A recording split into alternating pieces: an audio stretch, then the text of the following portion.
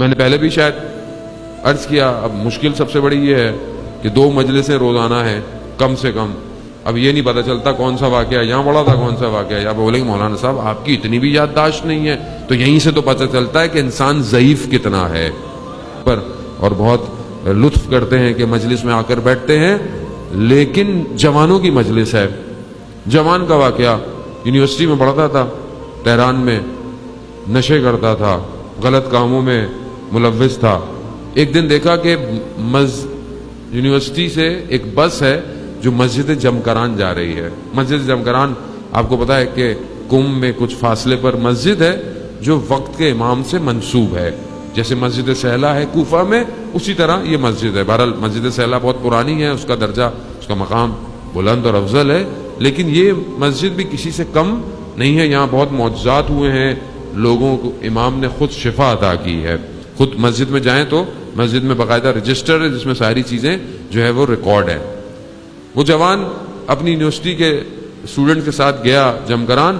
اس کے بعد وہ پورا گروپ اٹھا اور وہ آیت اللہ عظمیٰ بہجت کی خدمت میں پہنچا. جب آیت اللہ عظمیٰ بہجت کی خدمت میں پہنچے تو آغا بہجت سب سے گفتگو کر رہے ہیں، دیکھ رہے ہیں. اس کی طرف نہیں دیکھا انہوں نے. اب اس کے دل میں، وجود میں ضمیر نے بولا کہ یہ میری طرف کیوں نہیں ہے متوجہ، یہ مجھے کیوں نہیں دیکھ رہے.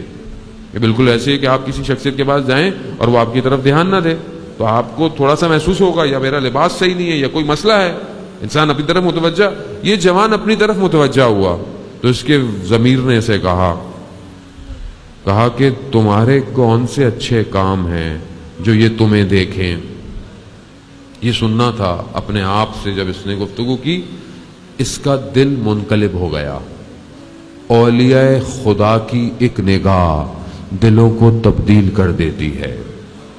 یعنی ان کا نہ دیکھنا اس جوان کو تبدیل ہو گیا. یہ گیا، اس نے سارے کام چھوڑ دیے، پورا ہفتہ کوئی برا کام نہیں کیا. اگلے ہفتے پھر یہ اپنی یونیورسٹی کے ساتھ گیا اور پھر جب آغا کی خدمت میں پہنچا تو سر جھکائے کھڑا تھا.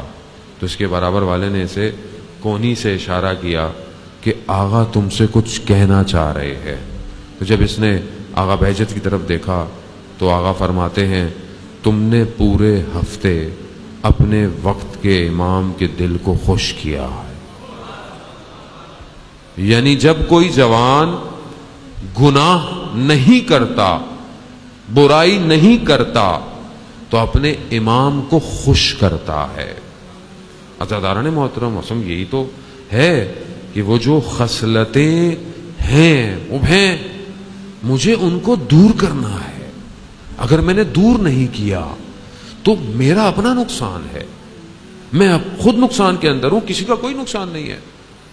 آپ دنیا میں کچھ بھی کر لیں، سب بنا لیں، گھر بنا لیں، گاڑیاں بنا لیں، بلڈنگیں بنا لیں، یہ سب یہی رہ جائے گا. وہ جو اندر باطن میں ہے وہ قبر میں جائے گا، وہ قبر میں جائے گا.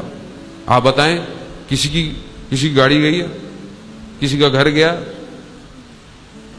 یہ جو ہم اتنا خرچہ کرتے ہیں، موبائل ہاتھ میں لے کے ٹہل رہے ہوتے ہیں، ایسا ہو ویسا ہو، یہ گیا ہمارے ساتھ؟ نہیں گیا.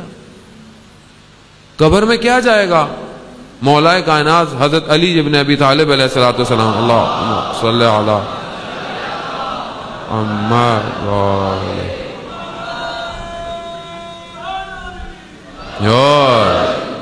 مولا فرماتے ہیں کہ تمہارے انسان کے 3 دوستوں کا گروہ ہے، 3 طرح کے گروہ. کیا؟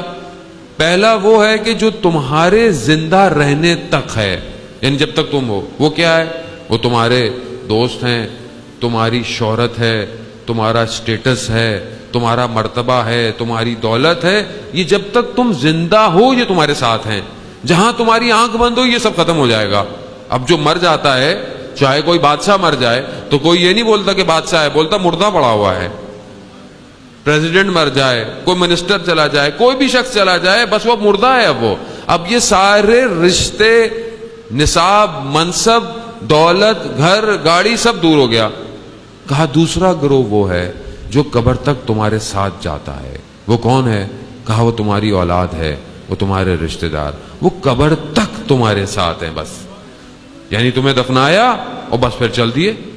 پھر مڑ گئے، اب سوئم کرانا ہے، یہ کرانا ہے، وہ کرانا ہے، نیاز دینی ہے، وراثت تقسیم کرنی ہے۔ اب وہ مردہ قبر میں کیا ہے، اس کی حالت کیا ہے، کسی کو خبر نہیں ہے۔ ہمارے ہاں تو یہی ہے نا کہ اور کیا کرے آدمی، اب مر بھی جائے تو بھیج دیتے ہیں بھائی کوئی جا کے قرآن پڑھ کر آ جائے، کوئی ایک پڑھ کر آ جائے۔ اس کی کسی کو فکر نہیں ہوتی کہ رات اس کی کیسی گزرے گی، کوئی نہیں ہوتی۔ عزیزان محترم، قبر کا معاملہ بہت سخت ہے کہ انشاءاللہ آنے والی مجالس میں توفیق ہوئی تو بیان کروں گا۔